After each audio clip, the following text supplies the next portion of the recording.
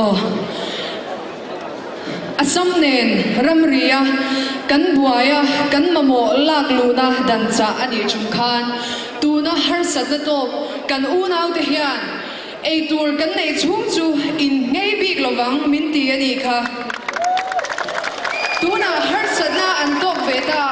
nang le ke hian enge kan ti ve don voina thale zung senga kong zo tura lo thok chhuak zong zong te ba ka in lama changa mi lo thlir tu zong zong te chang rwal le zwalin in sui kho mila kan una te tan hian kan thei top I chwa zelangu tin karon som chu ni onang kan lal kan pathian ti la kan sange